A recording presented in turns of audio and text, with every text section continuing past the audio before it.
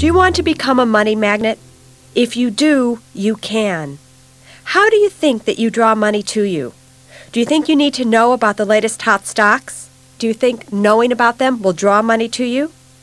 Do you think you need to engage the services of the most savvy broker in town? Do you think that person will draw money to you? Do you think you can become a money magnet by saving as much money as possible? Do you think savings is what draws money to you? Well, while all these things might help you attract money, the number one absolutely essential thing you must do to become a money magnet is respect it. That's right, respect it. Respect your money, what it can do for you, and in fact, what it cannot do for you. Now on this tape, you'll be learning about retirement plans, like IRAs and 401ks. You'll also hear about erasing credit card debt, because you can't be a money magnet if you have credit card debt. And I consider these essential stepping stones to riches. But fundamentally, it all hinges on being respectful of money, of honoring it. That doesn't mean putting it on a pedestal and treating it like a god, but it does mean treating it as a living, breathing entity that can work with you or against you, and how it works for you is all up to you. On the last tape, you learned the first law of money, which is that people come first, then money. The second law of money is this: respect and power attract money. Disrespect and powerlessness repel it. Remember, your money is going to respond to you according to how you feel about yourself. Again, that's why we spent the first 3 steps of financial freedom exploring just that: how we feel about ourselves and how we feel about money. There is a direct correlation to wealth and respect. So by cultivating a respectful attitude towards money and demonstrating your respect through mindful actions, you will indeed bring riches your way. Sounds weird? Well, coast with me here, and you'll soon see how absolutely true this financial principle really is. Before joining the others at our seminar, do me a favor and get a hold of your wallet. I want you to have it nearby for an exercise I'll be conducting right away, and I want you to participate with us. And lastly, please open your Financial Freedom Guidebook to the chapter entitled Become a Money Magnet. You'll be filling in the blank here in a matter of seconds.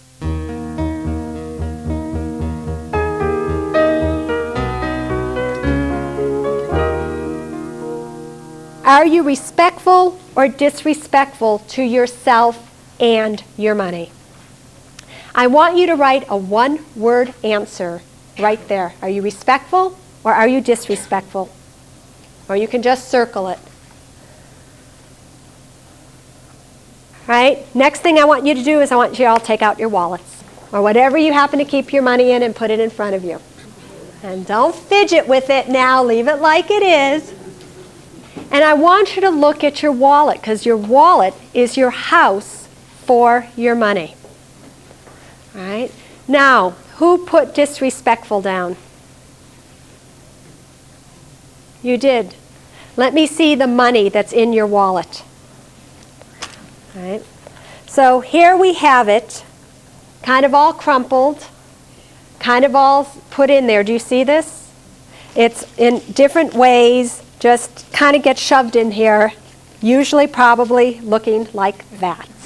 One bill was totally crumbled up. That wasn't even in her wallet. She found it at the bottom of her purse. Money was going every which way. Tens were mixed in with ones, that were mixed in with fives, that were facing each and every direction. Right? Who put respectful? Let me see your money. Here we have money. I have all the ones together. I then have a 5 and I have 10s, and they are all facing the same way. They make fun of me for doing that. And they make fun of you for doing that. However, most of you who probably put down respectful, your money will be somewhat in that semblance, where everything was correct. And it's a very interesting exercise. Did it ring true for those of you? Did it match the answer that you happened to circle? Think about that. How does what your money look like in your wallet reflect an answer that you just wrote down in a booklet? Is there a connection with how you deal with your money, how you handle it, and how you feel about yourself? Yes, there is. What's important is that you start your days every single morning by respecting money, by respecting yourself. Every morning it is essential that before you leave the house you look at your money. You line it up. You make sure that it's crisp and all the ones and the fives and the tens are in order. That at least you spend some portion of your day touching and respecting your money. That very little action that you take will be reflected later on in the day when you're in a store and you're thinking about, oh, I'll just buy this. I have some money wadded up, here it is. When you go into a wallet or into your pockets where the money has already been lined up with respect, you'll stop and you'll go, no, that's not respectful of me to buy something I can't afford. No, it's not respectful for me to do whatever, or it is. But you'll be in line with your money. So, this law that respect attracts money and disrespect repels it is an essential part of this financial freedom program. For the question has to be asked, what are you doing to repel money from you? And what are you doing to attract it? It is not like we are these helpless beings. Some of us have more, some of us don't. I had zero money when I was being disrespectful to it. Even when I had money, I was being disrespectful to it and I lost it. And again, I'll tell you that story in a little bit. So just because money comes your way doesn't mean that it's going to stay there if you're disrespectful. How many of you know people who have inherited large sums of money and they went through it like that? Why? Were they respectful to it? No. Were they respectful to themselves? No. So money is not going to want to live in you when that's the case. So I want you to write down, how do you repel money from coming to you? I want you to take a second and I want you to think about this and then write down your answer. Okay, friends, now it's your turn to do the same. To help you complete the exercise entitled Money Magnet Exercise, I've listed some examples, like do you spend more money on your friends than you can afford to? I know I did when I was quite younger. Do you borrow things from your friends and fail to return them? Boy, that irritates me when that happens to me. Or do you give to charities because you truly believe in the cause or just to impress people? Sound familiar to many of you? Do you have a hard time spending money on yourself but don't hesitate spending it on others? How true is that for most of us, isn't it? I want you to contemplate the ways in which you repel money coming to you, because it's these actions which stand in the way of you becoming a money magnet. I want you to take as much time as you need and join us back at the seminar when you're ready.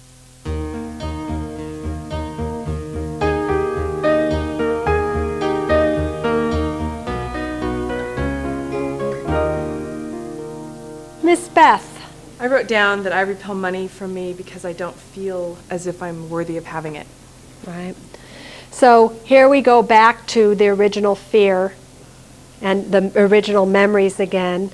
You know, that your dad said there's no cash around, there's things like that which leads to unworthiness. And that's a really disrespectful thing. Of course you're worthy of it. Of course it's to come your way. You know, so when you're thinking that, you have to stop it. That's when you use your truth. Do you see why step 3 comes into play with step 5? And that all these things truly interact. Money and what you do with it is not an isolated event. It goes throughout your entire life, all your emotions, all your psychology, all your spirituality. It's all hooked up. If you can deal with money like the whole entity that it is, you will become wholer as well. Linda. I realize that I am very much in charge of my finances in many ways, but I never thought of money as a friend. And I had this sense that it was like this visitor I kind of let in, knocking at my, but I'm not really letting it come into my life. And that's just such a powerful thing to realize. It's been there, but I'm not going to really let it be a part of my life. I've got to kind of take care of it. But if I can embrace it, it will just be so much better. I've done all the things you're supposed to do, but psychologically that's been the problem. Right. It's amazing. So a lot of us have money in our life. Linda may have money in her life, but does Linda have as much money in her life that she is meant to have? No. And Linda herself is saying no. And it's Linda that is responsible for that reason. Not your loved ones, not your husband or your mate or your children. It's Linda doing that to herself. And each and every one of us, Bob, if you want money in your life, if you want to have more than you'll ever need, you have to be respectful of yourself and your feelings. In what way are you, Bob, repelling money from you? Right now I'm hiding. I'm not feeling my own power. I'm resisting meeting and talking to people. Right? And that's all because of money. Is that true? Or for many things, you're just hiding. Right. All right. So I'll tell you my own story, which is that here we are, 1987, and I thought I was such hot stuff. I was making about $1 million a year. I was seeing clients, everything was fabulous. And I thought I was my Cartier watch. I thought I was my big BMW and my house in the hills and my Armani clothes and everything else. And I thought I was better than everybody I was around because the amount of money that I made. Now, even though I had been on a spiritual journey, even though I had thought all these things, I truly thought that I was my money. And on June 22nd, 1987, I walked into my office to find out that my assistant had set me up and had taken every single penny that we had accumulated. It was essentially all gone. She not only took the money, but she took the names of the clients, the files, and everything. She did it at 1:30 a.m. in the morning, and we were wiped clean. And I thought to myself, oh, no problem. We'll call in the court system, we'll do this, everything will be set straight, and it will be fine. Well, dealing with the Securities and Exchange Commissions and those types of legal entities, it took about 3 years to straighten it all out. And in those 3 years, I continued to spend the way that I was spending when I had a lot of money. I still had my cars. I still had all this stuff. And before I knew it, I was hundreds of thousands of dollars in debt. Because I went through my savings. I went through my retirement. I kept thinking, this has to end. I'll get that money back. This can't be happening to me. And not only was it happening to me, it was taking a tremendous financial burden.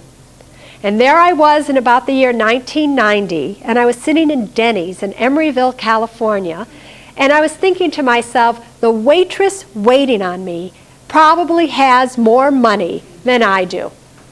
I had a lot of gadgets. Everybody thought that I had money. I hadn't told a soul what had happened. Yes, my office mates knew, but the people who knew me, my friends of 20 and 30 years, I never told them.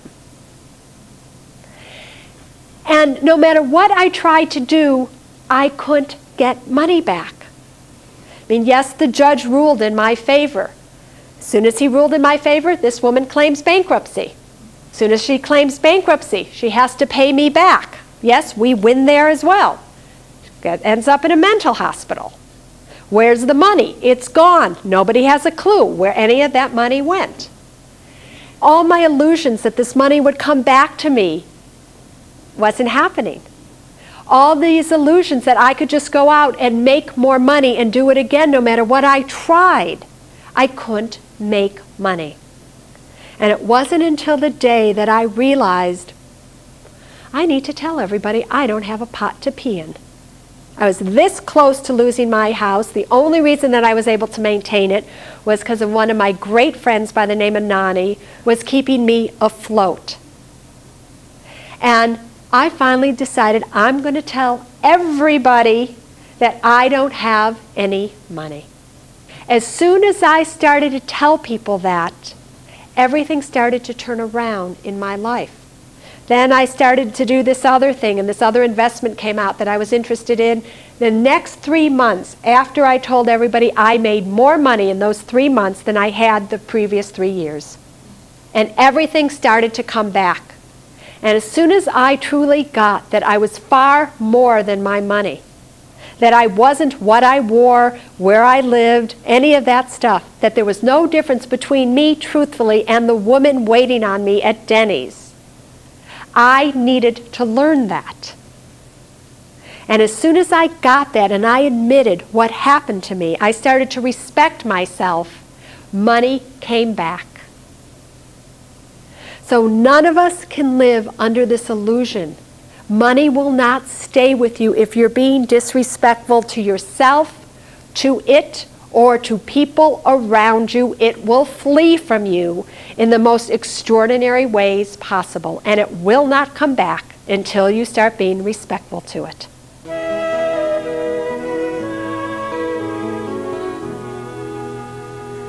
One of the ways that we are most disrespectful to ourselves is by having debt. Debt of any kind, especially credit card debt, is bondage. Who in here has credit card debt? All right. And who raised their hands over here? Right. Beth, how much credit card debt do you have? Probably about $8,000. $8,000. How did that feel when I just said to tell everybody how much you have? Not good. No. Nope. Fine to have credit card debt. I want you to all take note, especially those at home. When I asked that question, how many of you have credit card debt, people raised their hands very easily. When I then asked how much, it became a whole different tone as to what was going to happen. One of the ways we disrespect ourselves is not being honest about what's really going on in our lives when it comes to money. Not only to ourselves, but to others. Again, just because you have a negative credit card balance doesn't mean that you are a bad person. It simply maybe means that you've managed money badly. That's all it means. They are not going to put that on your tombstone. They died with $8,000 of credit card debt. It's not going to happen that way. So, one of the first things you need to do is face your debt. And I want you to tell people that you have it. There are tips here on how to deal with your credit cards.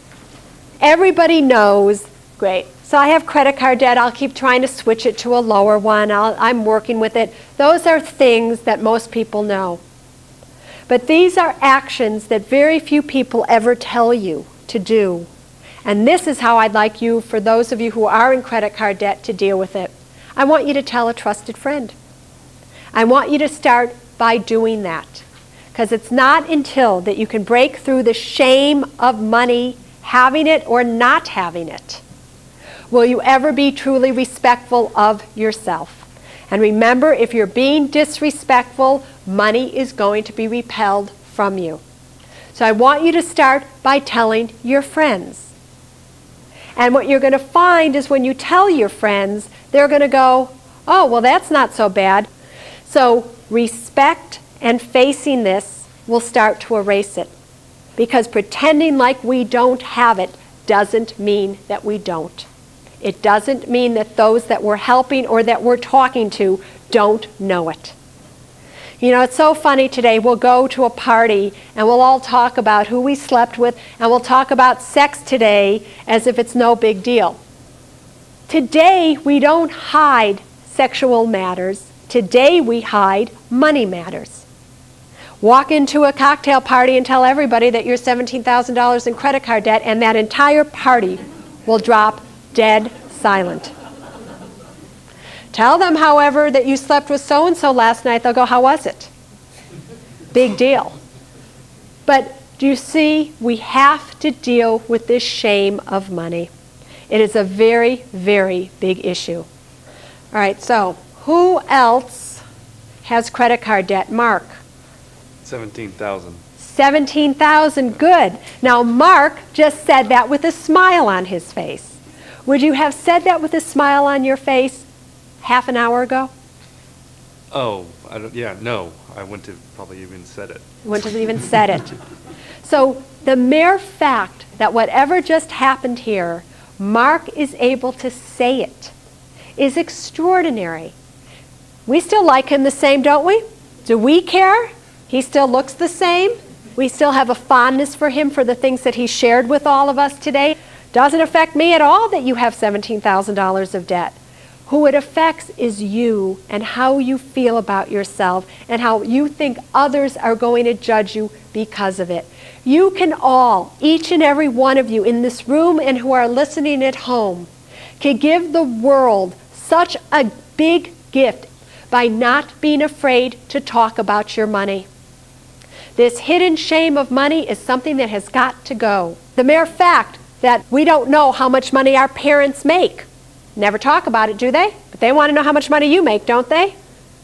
Right? The mere fact that what are in their wills or their trust or their things, nobody is talking about it till after it's too late. For those of you who have children, do you talk about it? How much is money discussed? It is not.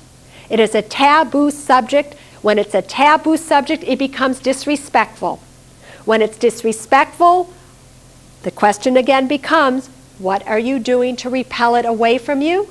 You are being disrespectful of it. Am I making sense here? Right? Am I, Linda? One thing that bothers me, I do think that there should be a certain amount of, I don't like to use the word secrecy, but privacy about how much you're worth. I don't particularly, want to find out what my friends are worth. There's something, is that necessary to get all the details of your financial life? I don't like that. It's not necessary about getting all the financial details about others that aren't affected by your money. There's a huge difference there. But your family, your 2 children that are going to be affected by your money, hopefully you can trust them. It's going to be their money. And you're going to find as you get older, you're going to stop spending as much as you spend because you want to leave them more.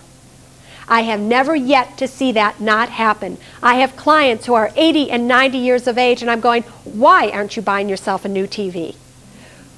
Well, I want to make sure that my kids are okay when I go. It's our legacy that we leave, but yet we're not even willing to talk about our legacy with those that we love. Do my neighbors, do people who not know me know how much money I have or how I make? No. Yes, Patricia. I have a question when it comes to the credit card debt. How do you feel about borrowing or taking money, getting yourself in some of debt on the credit card to pay taxes that you would have paid much higher interest on, which is what I got myself into. Mm-hmm. And I thought I did the right thing at the time. I'm pretty well paid down, but I didn't know where else to go. It was a case of either owing the IRS and paying 10% interest or paying 4.9%. So when you owe money, no matter who you owe money to, you should have intelligent debt. Which means if you have a source to get money at 4.9% versus 10, do it.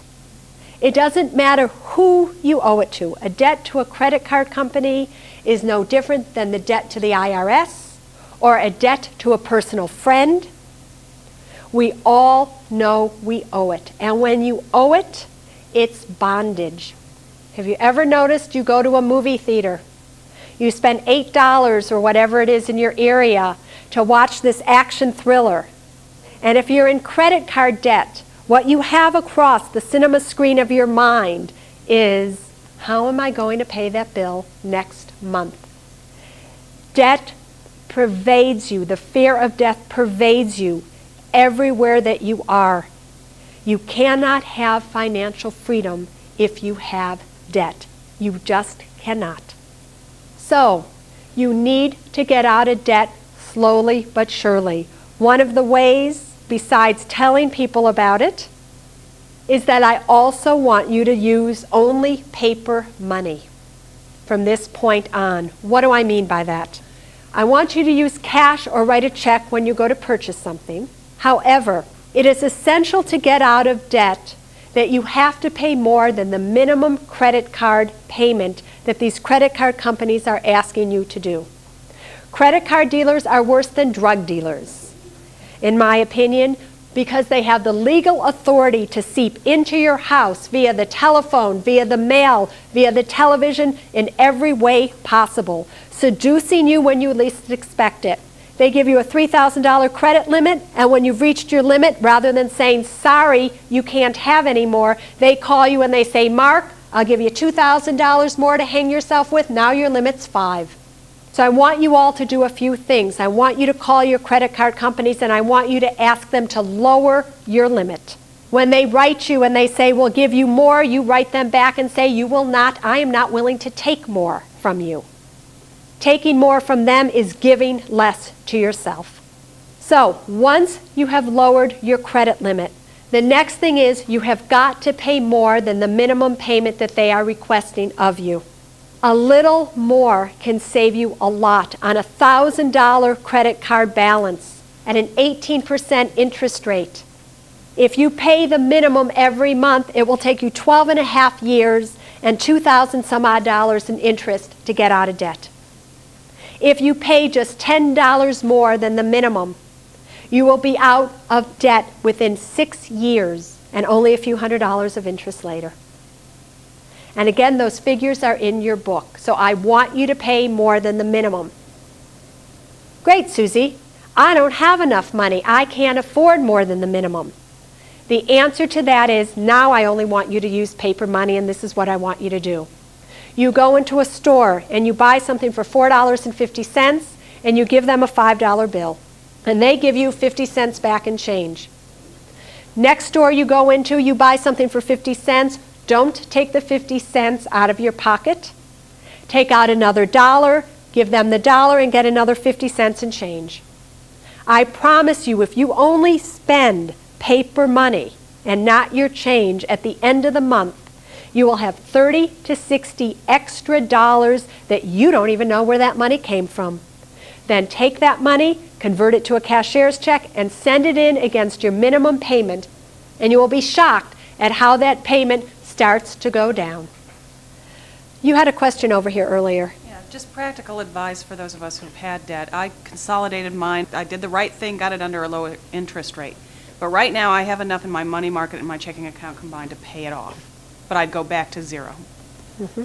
Should I? Yes. So the question here is this. How many of you, and you're not uncommon, you feel what's giving you security is the fact that you have $5,000 in the bank account and you know that that money is there and it's probably earning 4 or 5%. But yet we have $5,000 on a credit card probably costing you 18% or 12% or whatever. And you don't want to give up the money that you have because that's security. And this you'll deal with slowly but surely. What security truly is you. You were able to save that money in your bank account to begin with. Somehow it got there. If you were to simply take that money, pay off the credit card debt, and every single month take the money plus some that you were paying on that credit card debt and vow that you're going to put it back in your money market funds, before you know it, you're going to have that money replaced and no debt. Now, when you do that, you're going to feel a freedom and you're going to feel respectful of your money, and your money knows that it's being respected, and something is going to happen, that more money is going to come to you. Either you'll get a job raise, somebody will hire you to do something that you never thought of. A friend will remember that they borrowed money from you 5 years ago and they're going to pay you back right now. Something will happen that will be evident to you that you did the right thing. It won't fail. Pay off that money.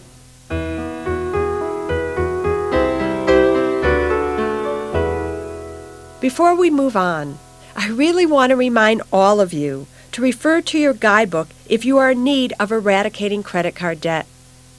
Isn't it true that if you have credit card debt, boy, don't you want to get rid of it? Don't you want to feel the freedom that that would feel like when you no longer had it? So what we've done is we've not only created these tapes and this guidebook, but we've also put together another little book that's with this package called Breaking the Credit Card Habit. Between that book, these tapes, this guidebook that you have in front of you, you have all the tools that you need to truly set you free from the bondage of your debt. You know, you have to remember that when you have debt, you can't start saving for your retirement or your kids' college funds or that trip to Thailand that you might want to take until you truly get your financial ship set up right, till you get out of that debt. So I want you to make a commitment to yourself to do absolutely everything you can to start right now to take care of those outstanding bills. It will lighten your psychic burden. Again, I promise you, when you get out of debt, you will feel lighter than you have ever felt before. And then it will start to pave the way for you to start attracting money to you and to become that money magnet. It is so disrespectful not to save or plan for your retirement. It's all going to happen. You are going to have to retire one day. When are you going to plan for it? So once you're out of credit card debt, the next step is to start saving for your future. Again, you don't have to do the two at once. You first get out of debt, and then you deal with your future. Now, I know a lot of you as you're listening to this are thinking, but Susie, I don't even have enough money today to pay my bills. How am I going to pay my bills and save for retirement? I just can't do it. Well, this is the question that I want to ask each and every one of you. If you don't have enough money today to pay your bills while you have a paycheck coming in, how are you going to pay those exact same bills 20 or 30 years from now when you no longer have a paycheck coming in? I'll tell you the answer to that question. It's you won't. You're going to be financially destitute. So you've got to think about it. Those bills are going to go up. You're still going to have utilities, gasoline, insurance, property taxes. However, they're going to be inflated. They're going to cost you more. And you've got to be able to deal with that. So don't let your fear of not having enough money today ruin your financial future. Remember, you can quiet that fear with the new truth that you created in the first steps. Take that truth with you. Apply it here. When you say you don't have enough money in your head, let your truth come back and say, no, I have more than I'll ever need, and start putting money away for retirement. You can do it.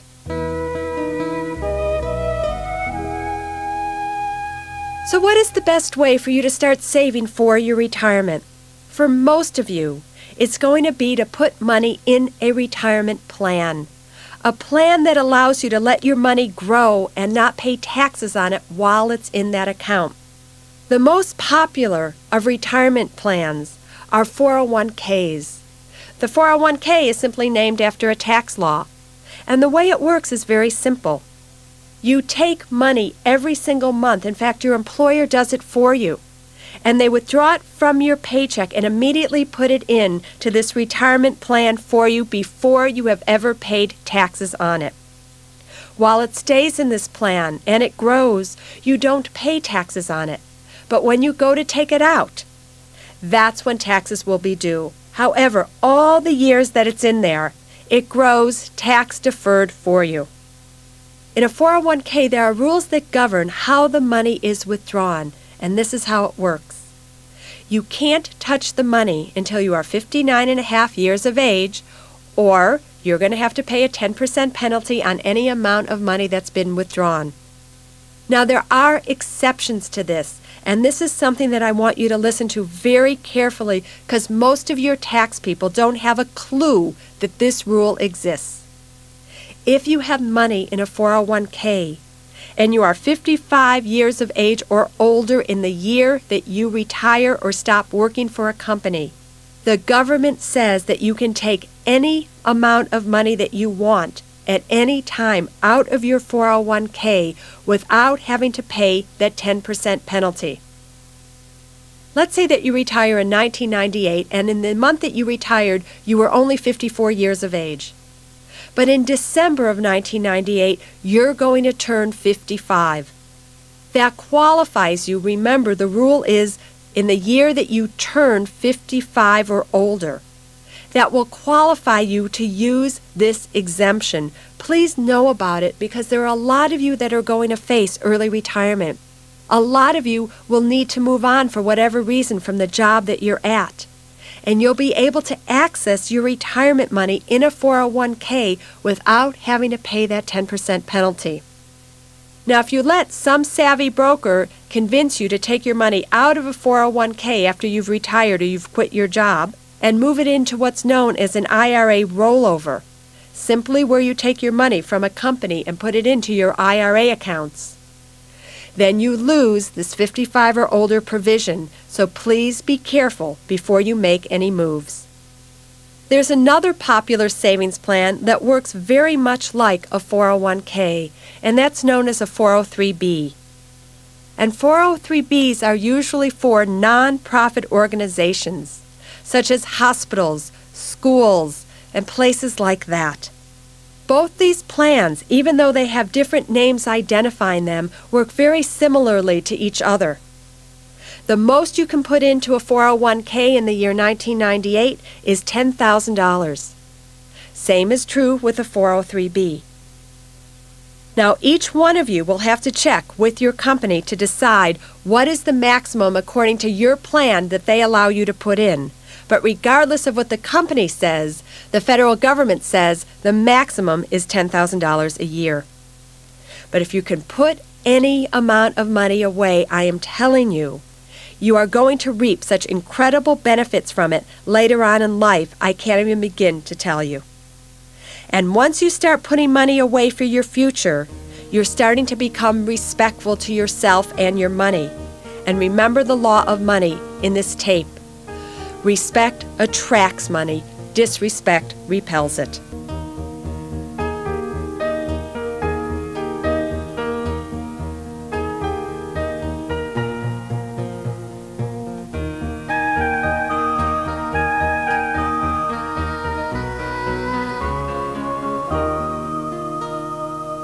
Now, there are going to be many of you out there who are working for a corporation, and guess what? They don't offer you a 401k. They don't offer you a 403b.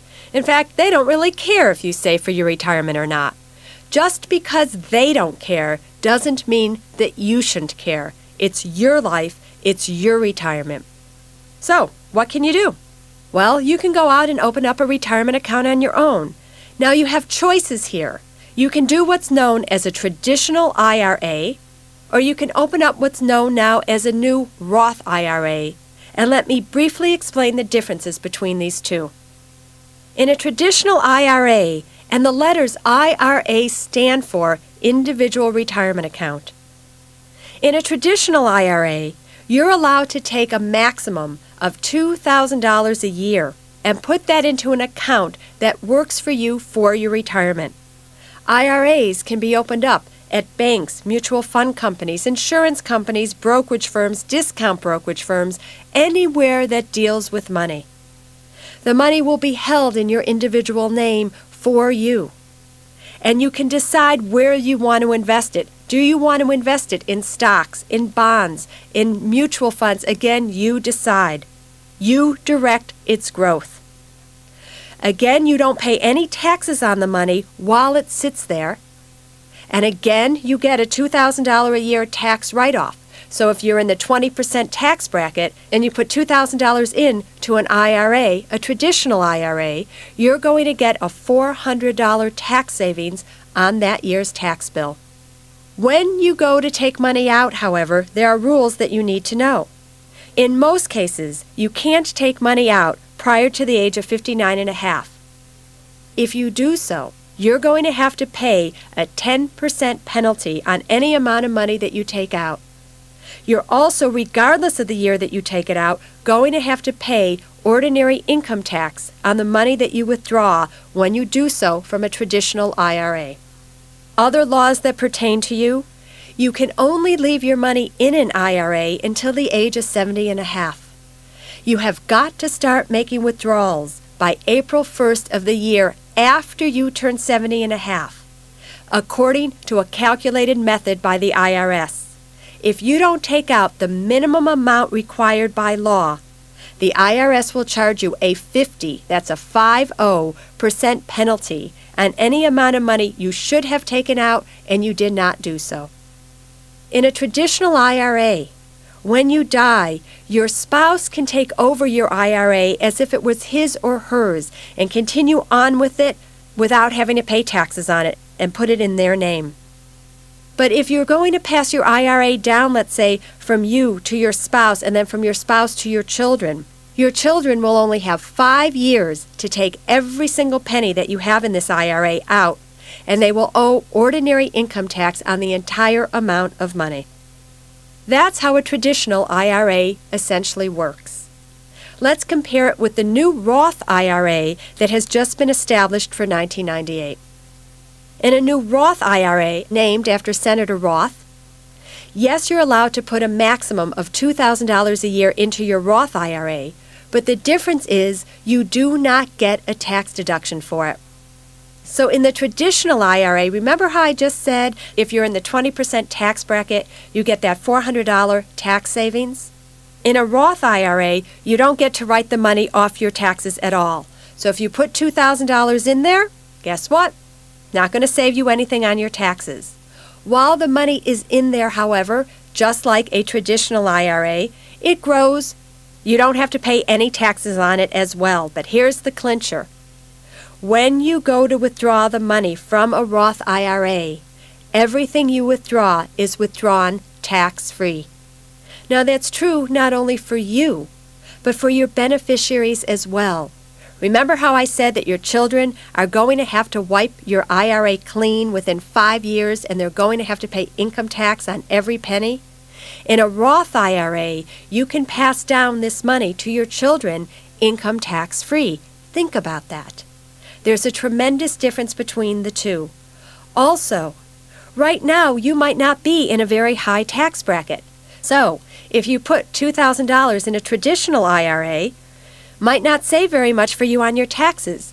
But years later, you might be in a very high tax bracket, and when you go to take that money out, you might be giving half of it away to the government. On the other hand, in a Roth IRA, when you go to take the money out, regardless of your tax bracket, you're not going to have to pay any taxes on it. A few things you should know with the Roth IRA is there is no mandatory distribution at the age of 70 and a half. So you're not going to have to take money out if you don't need it, number one.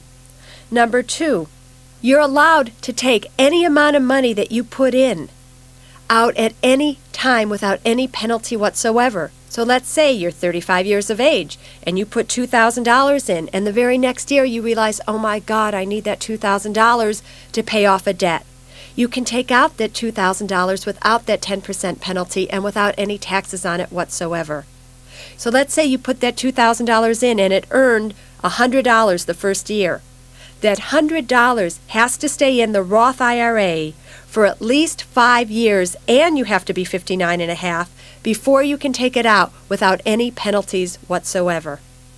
So there are many advantages to the Roth IRA, in my opinion, over a traditional IRA. And if I had to tell you which way to go, my dollar would be bet on the Roth IRA. You know, with both these IRAs, what you also need to know is that for first-time home buyers, you can take out up to $10,000 tax-free to apply towards the purchase of your new home. You can also take out amounts of money to apply towards your children's education or an educational fund that way. Remember that both of these IRAs allow both of those benefits. One of the new provisions of the tax law is that they allow you to transfer the money that's in your traditional IRA into this new Roth IRA. And they allow you to do so without this 10% penalty. However, you are going to have to pay income tax on any money that you transfer from a traditional IRA into your Roth IRA. The question that is baffling everybody is, should I convert or should I not? What should I do? Well, I just want to tell you a few of my thoughts on this topic. Number one, if you convert, you need to know that if you do so in 1998, that the taxes that you will owe on that money can be spread over a 4-year period of time. So if you happen to convert $50,000 from a traditional IRA to a Roth IRA, and let's say you owe $10,000 on that, for the next 4 years, you'd be able to pay $2,500 a year to the government to wipe out that tax bill. So that's number one. Number two, you need to know that you don't have to take everything that you have in a traditional IRA and roll it over to a Roth IRA. If you have an account with $100,000 or $200,000 in it, if you only wanted to take $20,000 or any portion of your traditional IRA and convert it to a Roth, you can. So you don't have to do the entire amount. So, should you or shouldn't you convert? I have to tell you, it's a very confusing issue for each and every one of you because it will depend on your own individual tax scenario, not only what it is currently, but what you project it to be in the future. So this is what I want you to do. For those of you who are contemplating this decision, I want you to go onto the web, onto the internet, or contact a brokerage firm. For they have computer programs that if you plug in your numbers, they will tell you the answer for you in your particular situation. If you look at your guidebook, under the section that says to convert or not to convert, that is the question. I give you a list of the websites and more information on this question that will truly help you answer it for yourself. Again, my personal opinion is, if you're simply opening up an IRA to begin with, the best place to do so is with a Roth IRA. If you have money that's in a traditional IRA, should you convert it? Again, you're going to have to find out the answer for you in your particular situation. Use this tape, use this guidebook, and use the resources that we've listed in your yellow pages to help you. Now, a lot of you out there are self-employed, kind of like me. So how do you save for your retirement? Well, actually, I have to tell you, we have more of an advantage than those who work for somebody else, because we can not only take advantage of a Roth IRA or a traditional IRA, we can also use what's called a SEP IRA, which stands for a Simplified Employee Pension Plan, or a KEO, which is, again, a pension plan set up for self-employed people. Let me tell you the differences very quickly. Within a KEO, you can put up to a maximum of $30,000 a year away for yourself. In a SEP IRA, you can put a maximum starting in 1998 of $24,000 a year.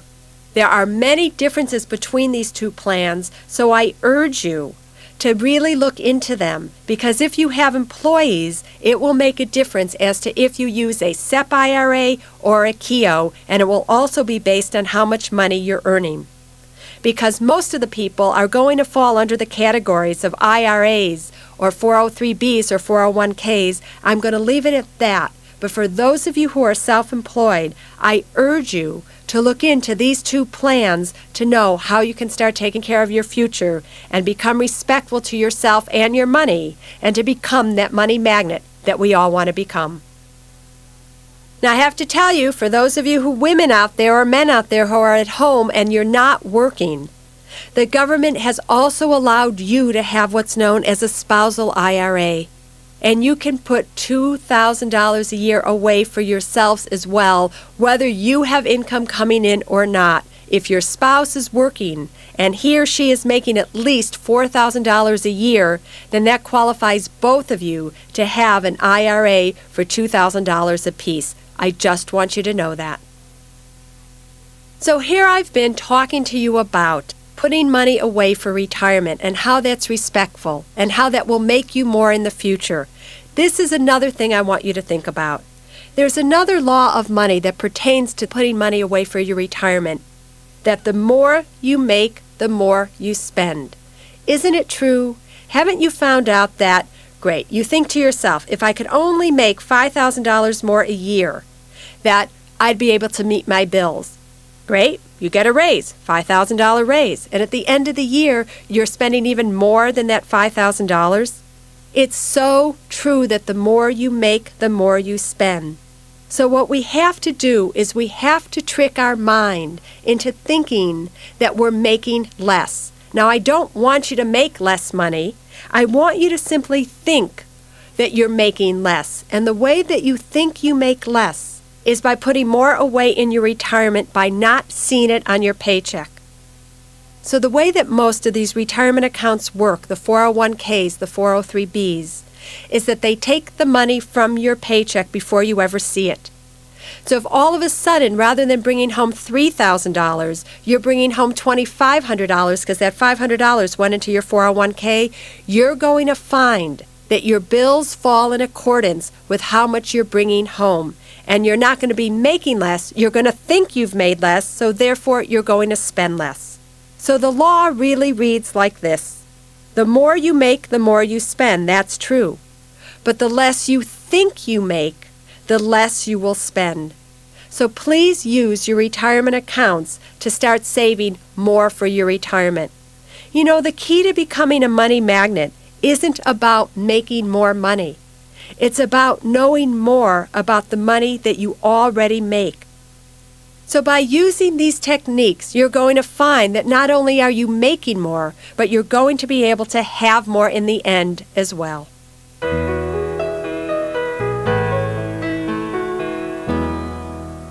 Now, when you're putting money away for your future, I want to tell you that there are 3 essential ingredients to having more money. And this is what they are. They're known as time or compound inflation, dollar cost averaging, and the actual return that you get on your investment.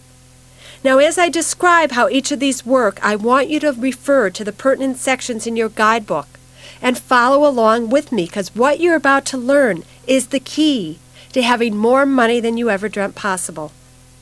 So let me give you an example about how time or compound inflation can work. Let's say that you were 25 years of age and you started to take just $100 a month and you put that into a good no-load mutual fund. No load meaning one without a commission. And let's say you did so every month till you were 65 years of age, and that mutual fund returned on average for you 12% a year. Do you know by the time that you were 65, you would have $1 million socked away? That's at $100 a month. But let's say you said to yourself, oh, I have lots of time to save for my retirement. It's no big deal. I'll wait just a few years. And let's say you started to do the exact same thing, but not until you were 35 years of age. Do you know by the time you were 65, rather than having that $1 million if you had started at 25, you would have only $300,000? Those 10 years cost you $600,000. Let's say you wait till you're 45 to start doing this. If you wait till you're 45, at the age of 65, you'll have only $97,000. The 20 years difference between 25 and 45 at $100 a month is a difference to you at the age of 65 of $900,000. Why is there such a difference between just 20 years? Because it's known as time or compound inflation. Now, all of you will be able to see a true example of how this could work for you if you turn to the section in your guidebook under the chart that says an example of how compound inflation works, and I want you to follow along with me. In here, I give you an example of what it would look like for you in your 401k plan if you were putting $6,000 a year away for your retirement. You could see that if you were to put $6,000 a year away, and let's say that money in your 401k was only earning 8%, do you see how after 9 years that the money that you've been putting away yearly is now earning $6,000 a year in interest? The interest now per year is equal to the exact amount of money that you're putting in. Your money is starting to compound for you over time. Can you see this? Look out a few more years. Look out to 15 years. Even though you're still just putting in $6,000 a year, your interest at 8% on the money that you've been putting in over all those years is now earning $13,000 a year, or twice as much as you're putting in. If you go out just a few more years to 18 years, just 3 years longer, all of a sudden your interest is 3 times as much. Do you see, if you look at this chart, how the rate of interest is just expanding and growing?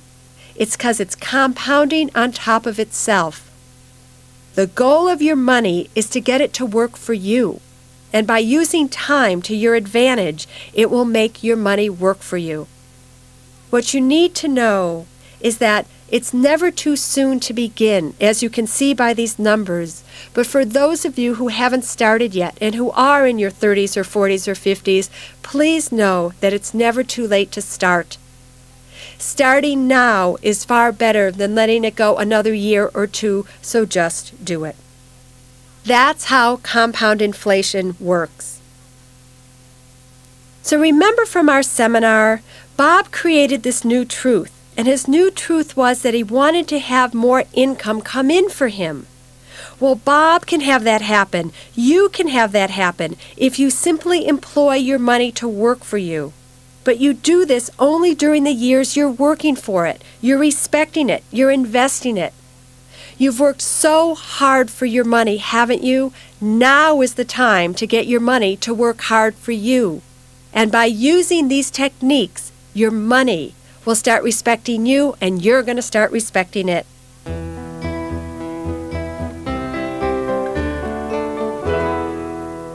Now, a lot of you are going to say, but Susie, I'm so afraid to invest this money. The stock market has gone up and up and up. It goes down, it goes up, it's all over the place. It's already so high. I know when I start to do this, I'm going to jinx it and the market's going to go down.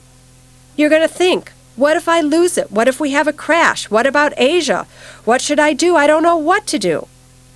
Well, this is what I want to tell you. That if you have at least 10 or 15 years left before you retire, I have to tell you it's just not your problem. That's right. You shouldn't worry about those things, because the truth is, get ready for this one, you're not going to believe what I'm about to say, is that the more the market goes down in the next few years, the better off you're going to be. In fact, if I were you, I would want the market to go down if I had 10 or 15 or 20 years or more left before I was going to retire and need this money. All right, pick yourselves up off that floor now. Come on, stick with me here. And I know you're thinking, how is that possible? Well, I'll tell you how it's possible. It all boils down to this one technique called dollar cost averaging. So to follow along with this concept, I want you all to turn in your Financial Freedom Guidebook to the chart that says dollar cost averaging. So look at this example. Let's say that you were putting $750 a month into your 401k. And let's say with that $750 a month, you were buying a mutual fund at $15 a share. Now, let's say you did this in January, and that's what the mutual fund was trading at. Well, notice that your $750 in January at $15 a share can only buy 50 shares of this mutual fund. Essentially, 750 divided by 15 equals 50. That's how many shares you own. Now let's say that the market starts to go down, and that all your fears for now are true, and that over the next few months your mutual shares go from 15 down to 12, back up to 14, then down to 10. Notice that in this chart, that every single month you've been consistent with the dollar amount that you've put in.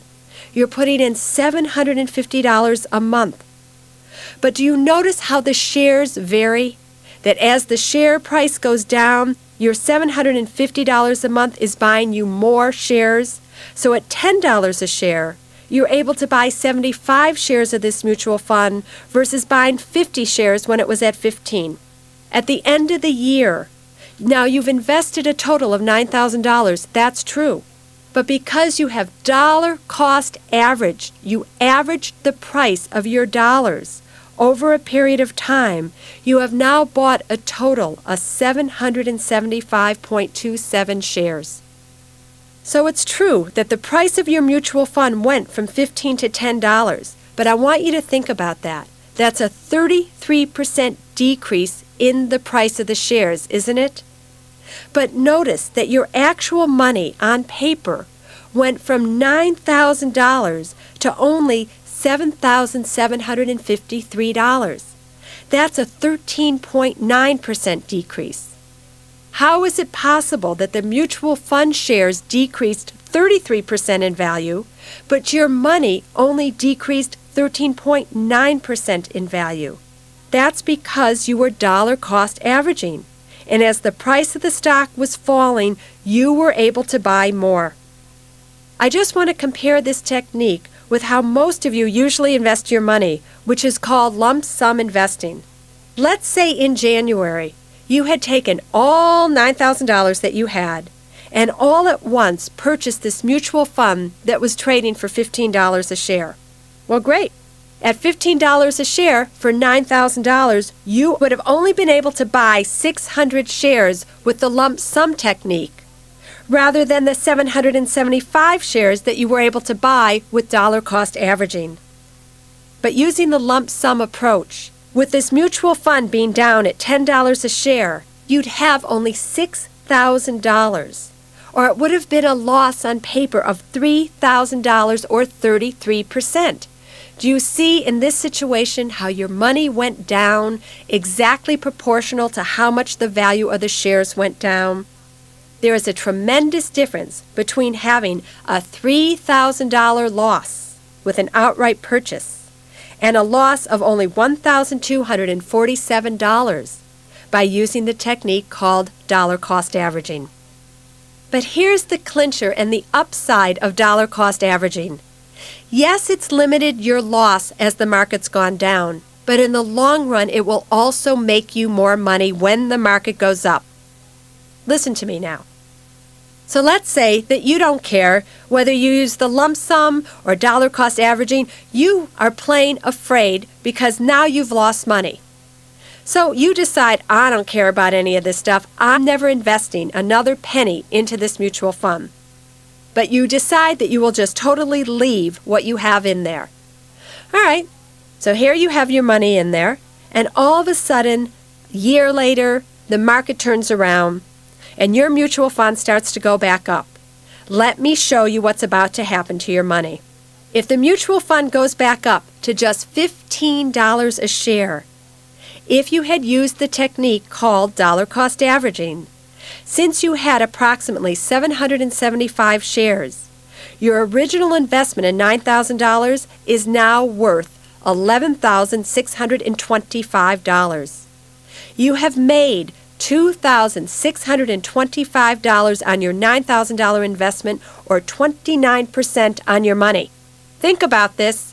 The price of the mutual fund simply went back up to where you started to buy it. It didn't go any higher. It's exactly even, but yet you're up 29% on your money. If you had bought the shares of the mutual funds outright in one lump sum, remember you would have only had 600 shares. So if the mutual fund price went back up to $15, you'd have only $9,000 back. You would be exactly even.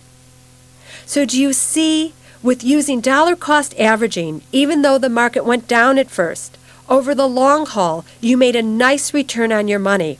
So I'm telling you, please don't be afraid if the market goes down. For in the long run, it can really make you far, far, far more money than you thought possible.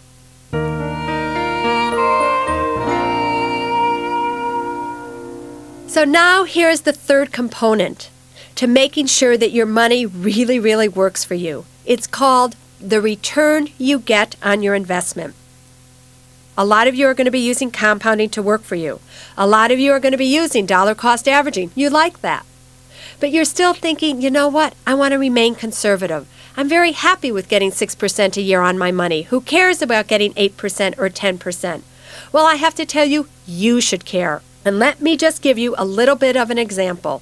Let's say that you took advantage of the maximum 401k contribution this year of $10,000, and you put $10,000 a year away every year for the next 30 years. But over those 30 years, all you got was a 6% return on this money. Do you know that after 30 years, that $10,000 a year would have grown to about $800,000? Not bad, right? Well, let's say you were just a little bit more aggressive And rather than getting 6%, you got 8%. Do you know over 30 years, rather than having 800,000, you would have 1.1 million? Or let's say you got even a little more aggressive and you got 10% a year on this money. Do you know that you would have 1.6 million? For every 2% more that you can get on your investment, we're looking at a difference of a few $100,000. That's not chicken feed. So, don't just sit on this money. Invest it so that it gives you the most. It gives you, truthfully, the biggest bang for your buck. To simply get an 8% return, you're hardly having to take any risk at all. 10% today is still an average return. If you can just go for a little bit more, it's going to mean a lot more to you in the long run. You know, when you invest in your 401k, you're going to find that for most of you, your employers are giving you a choice of where to invest within that 401k. You're going to see different kinds of mutual funds, some that are very conservative in nature, some that are very aggressive, and some that are just kind of moderate. You might have income funds, growth funds, but you'll have a variety of funds to choose from. With the help of your employer, with the help of the materials that they provide for you, I want you to pick mutual funds that are a little bit more aggressive in nature, especially because we're using this dollar cost averaging technique. For those of you who don't know which mutual fund to choose, look to see within your choices if you have a Standard & Poor's index fund, and we'll explain this more to you in the next step, but has averaged about an 11% return from almost the beginning of time.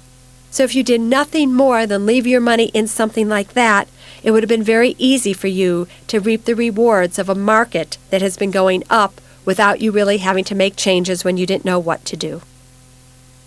So if you use these techniques, if you use the knowledge and the momentum that you've gained within this tape, then you can go on to being respectful of your money and to create a future that you deserve to have. Please join me again in the seminar. Any questions?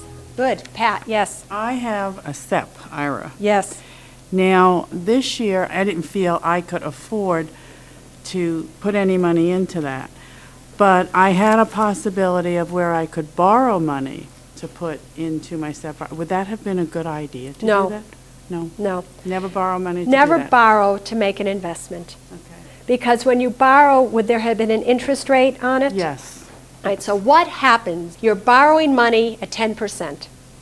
And yes, the markets are no longer going to go the way that they were going for the past 10 or 15 years. And all of a sudden, for the next 3 years, your money goes down.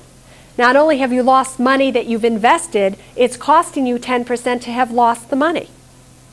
So what you need to do is start putting money away now, month by month. For those of you who want to fund your retirement accounts, please don't wait to do so in one lump sum. If you need help, if you need discipline, Pat, to do that, go, all right, I'm going to put away $400 a month into my SEP IRA today. I'm not going to wait until the end of the year when I have to come up with $5,000 at once. Or for those of you who have the luxury of being able to fund your retirement account in a lump sum, do so January 1st. Why wait until April 15th of the year following or whatever to do that? The money's just been earning taxable money for you. It'll be a tremendous difference. Most of us wait to contribute to our SEP IRAs or our IRAs until April 15th of the year after it's been made. For instance, we're in 1998. How many of you made your 1997 IRA contributions already? For those of you who have an IRA. Who has not? You haven't. Do you know that those 15 months that you've waited at just $2,000 contribution a month will equal $15,000 to $20,000 difference in interest when you're 65? No. Now I do. And why are we waiting? We're waiting because we do not want to let go of the money that we have, because we think, Linda, that when we have that money, we have security. If you're holding on to money, you don't have security, you have fear. You have lack of action, Lack of action is disrespectful to yourself and your money. If you have disrespect, you are repelling money away. I want to briefly move on to education for your children. So, saving for your child's education. There's a few points that all of you should know here. Should you use an educational IRA to save versus a Roth IRA to save? What you need to know, should you use a Uniform Gift to Minors Act to save? How many of you have money in your child's name in a Uniform Gift to Minors Act for their education? Any of you? I have money for a grandchild. For a grandchild in there. Now, a lot of times we put money in a Uniform Gift to Minors Act account in their name because we think there will be tax savings, it will be for them. What you need to know when you put money in a child's name, when that grandchild becomes 18 years of age, Pat, Johnny Angel may grow up to be Johnny Devil. And Johnny Devil might not want to go to school. And Johnny Devil will then have the right to take every penny that's in that account out to do whatever his little heart desires with it. Number one.